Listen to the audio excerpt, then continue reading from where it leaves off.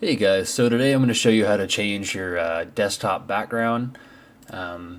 Starting off, we'll just get on your browser, whichever one you prefer. Could be Google Chrome, could be Microsoft Edge, but I'm going to go ahead and click on my Google Chrome, bring that over here.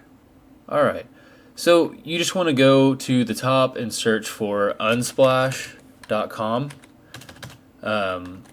You could also go to Google and just type in Unsplash, and it'll be right there at the top probably.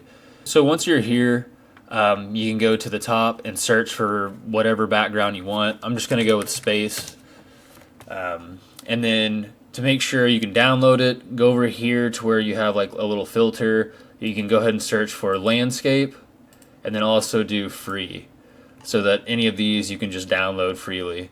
And then just look through, browse, and find one that you like. Once you find one, I'll go ahead and just do this one. You'll click on it to zoom in on it, and click download for free up here in the right hand corner. And once you do that, you can pick different sizes, but just go ahead and download for free. So once you have it downloaded, you can just click on it. You can open it from here. Once you have it clicked, you can do set as, and you can do background like that right there. Once you have it opened, if you don't have it that way, just minimize this and right click your screen and do personalize.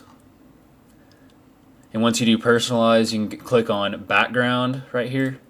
And once you have that open, you can go to browse photos, and typically that'll just bring you to your file manager or file explorer, and then you can just go to downloads, and it should be right there. And you can change a few things over here too, like if it's not full, you can do fit or stretch or center, so you can just play around with that a little bit. Well, that's pretty much it for this. If you have any questions, just leave a comment down below, and have a great day.